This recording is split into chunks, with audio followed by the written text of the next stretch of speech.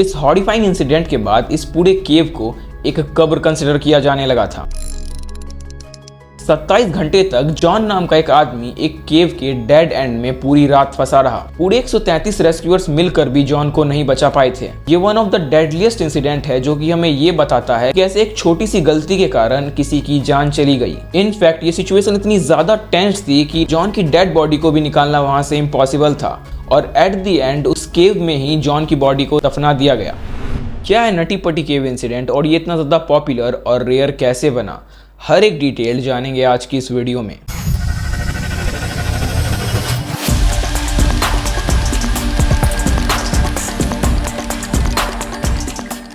ऐसा नहीं है कि ये नटी पटी का एक पहला इंसिडेंट हो, इससे पहले भी काफी सारे ऐसे इंसिडेंट हो चुके हैं, जिनमें से एक स्टोरी थी रायन राल्डसॉन की। इनका हाथ नटी पटी के एक चट्टान से अटक गया था और वो पूरे 5 दिनों तक भूखे प्यासे फंसे थे और एट द एंड वो अपना हाथ काट कर वहां से एस्केप कर पाए थे। बट ये नटी पटी केव में ऐसा क्या है जो इसे इतना ज्यादा टेरिफाइंग बनाता है, जहाँ केवर्स के लिए शरीर हिलाना तो दूर, सांस लेना भी किसी चुनौती से कम नहीं है।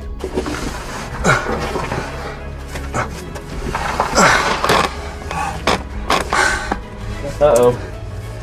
I can help it.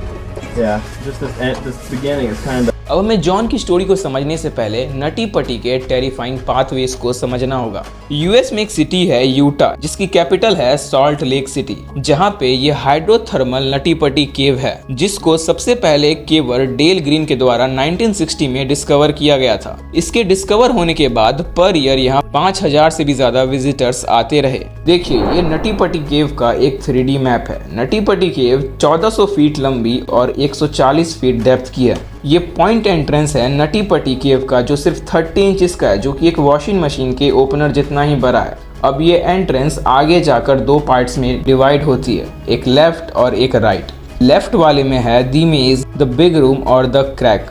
Left side की बात करें तो the big slide, the birth canal, the aorta crawl. और जो ये बर्थ कैनाल है, ये one of the most congested part है इस पूरे केव का। इस बात का अंदाजा आप इसके नाम से लगा सकते हैं, द बर्थ कैनाल, क्योंकि इसको पास करना किसी बर्थ प्रोसेस से कम नहीं है। और ये बर्थ कैनाल भी आगे 2 ब्रांचेस में डिवाइड होती है, लेफ्ट वाला द एरोटा क्रॉल और राइट वाला एड्सपुस। और एड्सपुस ये नाम याद रखना, क्योंकि ये इंसिडेंट यहीं पर हुई थी। ये पार्ट इतना ज्यादा नैरो था कि ये मैप में ही अनमैप्ड था। अब 1919 से लेकर 2004 तक काफी सारे ऐसे इंसिडेंट हुए जहां लोग केविंग के दौरान फंस जाते थे। इसमें से एक इंसिडेंट ब्रॉक क्लार्क के साथ 2004 में हुआ था, बट लकीली 14 घंटे की मेहनत के बाद रेस्क्यू टीम ब्रॉक क्लार्क को बचा लेती है। इन सभी इंसिडेंट्स को देखते हुए केव अथॉरिटीज के मेंबर्स ने नटी पटी केव को सील करने का फैसला लिया और फिर नटी पटी केव को सील कर दिया गया। बट क्योंकि ये वन ऑफ द यूनिक केव था, तो प्रोफेशनल केवर्स का ये कहना था कि केव को वापस से रीओपन कर दिया जाए और केव में उन लोगों की एंट्री को बैन किया जाए जो लोग अनप्रोफेशनल है, क्योंकि अक्सर यही लोग केव में आकर फंसते हैं। और अब ये आर्ग्यूमेंट केवर्स और अथॉरिटीज के बीच में काफी लंबे समय तक चली और एट द एंड 2009 में केव को वापस से रीओपन करवा दिया गया। बट साथ में कुछ नए लॉज भी लाए गए। केव में एंट्री लेने से पहले 21 दिन पहले ऑनलाइन रजिस्ट्रेशन कराना होगा और साथ में एक टाइम पर सिर्फ एक ग्रुप और साथ में 2 प्रोफेशनल केवर्स होने ही चाहिए। और फिर यहीं से शुरू होती है जॉन जॉन्स की कहानी।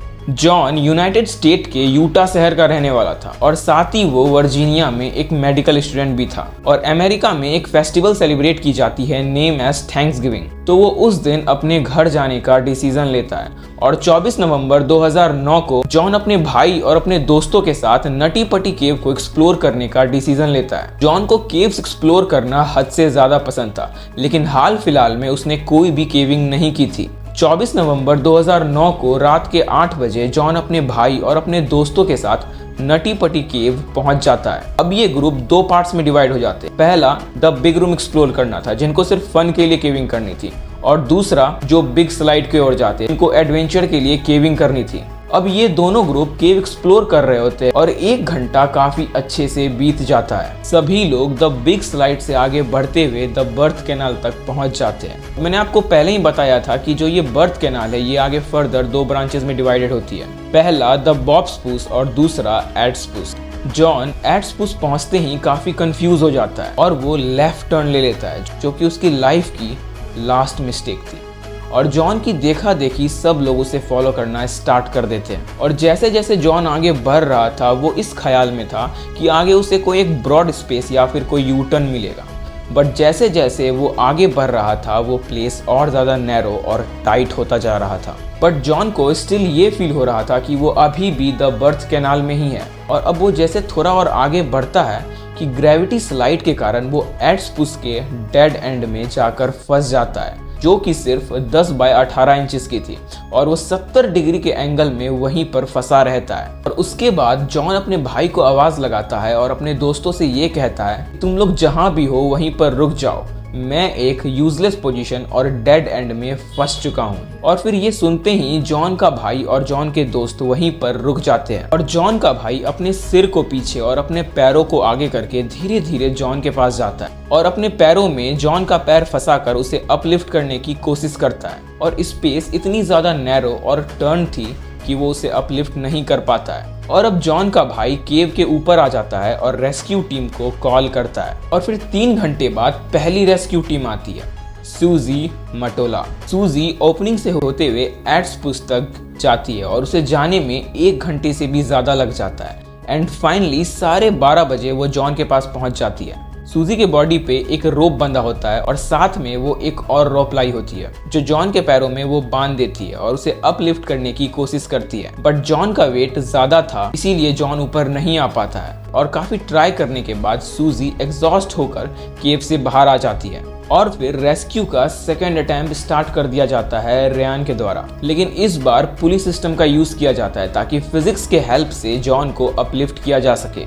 25 नवंबर 4 बजे फाइनली पुलिस सिस्टम इंस्टॉल्ड हो जाता है, लेकिन जॉन को उस केव में फंसे हुए 18 घंटे से भी ज्यादा हो चुके थे। और फिर केव की ओपनिंग से लेकर एड्सपुस तक पुलिस सिस्टम को इंस्टॉल कर दिया जाता है और फिर रायन जॉन के पैरों में रोप लगाकर उसे अपलिफ्ट करता है और फिर जॉन आधा बाहर आ भी जाता है। अब चूंकि जॉन काफी ज्यादा स्क्वीज हो चुका था और रेयान भी काफी थक चुका था, तो रेयान ये डिसाइड करता है कि वो थोड़ी देर रुक जाएगा और साथ ही साथ वो ये सोच रहा होता है कि जॉन के पैरों के जॉइंट्स को तोड़कर फ्लेक्स कर उसे निकाल लेगा।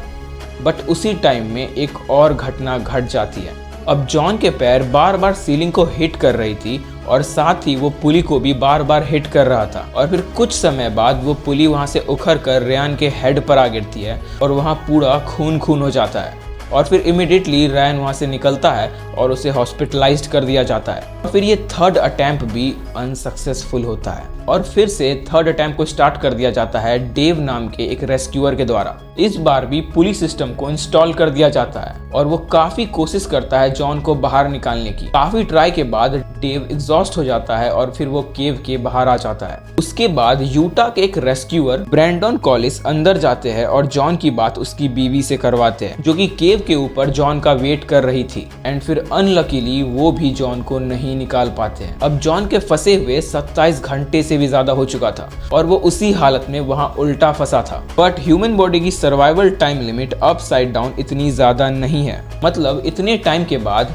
हार्ट और ऑर्गन्स पे काफी ज्यादा प्रेशर पड़ने लगता है और ब्लड सर्कुलेशन भी काफी कम हो जाती है। और फिर सैडली 25 नवंबर 2009 की रात 11:56 PM को जॉन जॉस को डेड डिक्लेयर कर दिया जाता है और इसका रीजन कार्डियक अरेस्ट बताया जाता है। 133 रेस्क्यूअर्स मिलकर भी जॉन जॉस की जान नहीं बचा पाए थे और केव अथॉरिटी वालों ने जॉन की फैमिली से कहा कि जॉन की डेड बॉडी को भी निकालना इम्पॉसिबल है और उसकी बॉडी को उसी केव में कंक्रीट डालकर पैक कर दिया गया और साथ ही एक टॉम्ब बनवा दिया गया वहीं पर। और अब वो प्लेस जॉन जॉन्स हिल्स के नाम से जाना जाता है। तो बस आज की ये वीडियो यहीं तक। वीडियो अच्छी लगी हो तो वीडियो को लाइक कीजिएगा और ऐसी वीडियोस को और देखने के लिए हमारे चैनल को सब्सक्राइब कीजिएगा।